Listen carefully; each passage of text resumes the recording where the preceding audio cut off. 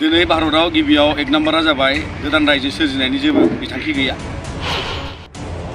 फारसेथिं नैबे बड'लेण्ड ओनसोल क'क्राझार चिरां जायजों जेराव दङ आथिखालनि बिटिआर हालामा भारत संबिजिरनि दथि फारिलाइयाव मोनसे खुंथाय गोहो लानानै दिनैसिम 20 बोसोराव आगान होबाय आरो बेखौ लानानै दिनैनि समाव बबेबा गोदान रायजोजों सरजाबनाय बबेबा सोरबा लांनाय बे खुनुदिन जानो हाया। जिथुथुवा दख'रा दुलाय बर' फरायसा आफादा नैबे ओनसोलाव गोबां जोङो बायदि जोंनि बिथांखिफोरखौ लानानै बेवहाय रायजोखौ लानानै जों सावरायनायनि मोनसे खाबु लादों। बिदिनो जोङो सोलोंथाइ आरो जोंनि गेजेराव समाज बिथिंखौ लानानै गोबां जोंहा बेयाव रांखान्थि जौगानांगौनि थाखाय बायदि बिथिंखौ बेवहाय सावरायनायनि मोनसे खाबु जादों आरो बिनि गेजेरजोंनो जों खावलायगोन जे दिनै दादगारि एबा नैबे हाथिसार ओनसोलजों लोगोसेयै जोंनि समाज बिथिं आरो सोलोंथाइ बिथिङाव जोंहा मैखोमै बेवहाय गोबां जेंनाबो दङ आरो बेखौ लानानै दुलाय बर' फरायसा आफादा बिटिआर गोरोबथानि गेजेरै जोङो 6.3 नि गेजेरजों सानस्रिफोरनि जेंना फोजोबनायनि थाखाय दिनै मैखोमै जों खामानि मावनायखौ नागाराखै आरो बेखौ जाफुंसारनांगौनि थाखाय जों दिनै सरकारखौ नारसिनबाय थादों।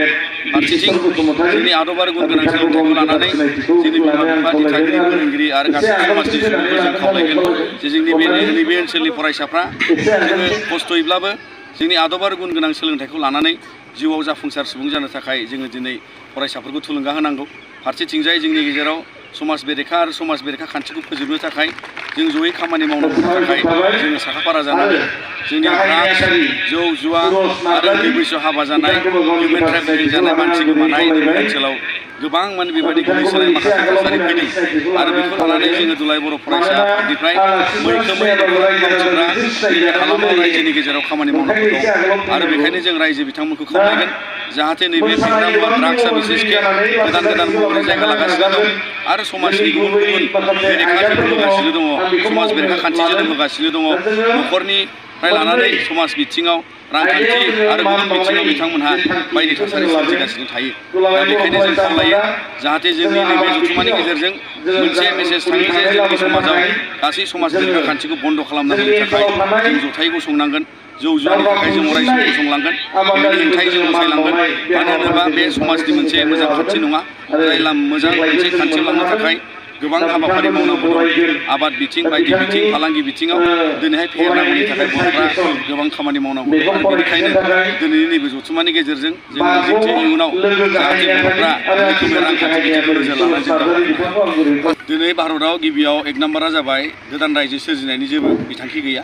फारसेथिं नैबे बड'लेण्ड ओनसोल क'क्राझार चिरां जायजों जेराव दङ आथिखालनि बिटिआर हालामा भारत संबिजिरनि दथि फारिलाइयाव मोनसे खुंथाय गोहो लानानै दिनैसिम 20 बोसोराव आगान होबाय आरो बेखौ लानानै दिनैनि समाव बबेबा गोदान रायजोजों सरजाबनाय बबेबा सोरबा लांनाय बे खुनुदिन जानो हाया। मानो होनबा बे अलरेडि मोनसे टेरिटरियेल मोनसे एरिया मोनबाय जाय बड'लेण्ड टेरिटरियेल रिजन जाबाय। बे रिजोना मोनसे खुंथाय गोहोआव गभर्नमेन्ट दं, काउन्सिल गभर्नमेन्ट दं, बिनि चिफ दं, EM दं, गासै सरकार साबजेक्ट्स दं जोंहा 39 दं आरो गोदान साबजेक्ट एड जानो थांगासिनो दं। दा बे मोनसे खुंथाय थानायनि गेजेराव खाथिनि रायजोनि बबेबा मोनसे रायजो दानो नागिरनायाव दिनै जोंहा बेवहाय जेबो गिनांगौ गैया आरो बेवहाय रायजो गोदान जानोबो थांनाय नङा। बेयो मोनसे प्रपगेन्डा जानानै दं आरो बेखायनो जोंनि आइ आफा बिदा फंबाय बड'लेण्ड हालामनि रायजो बिथांमोनखौ खावलायो जाहाथे बिनि फारसे जेबो जोंहा गोनो गोथो जानांगौ गैया।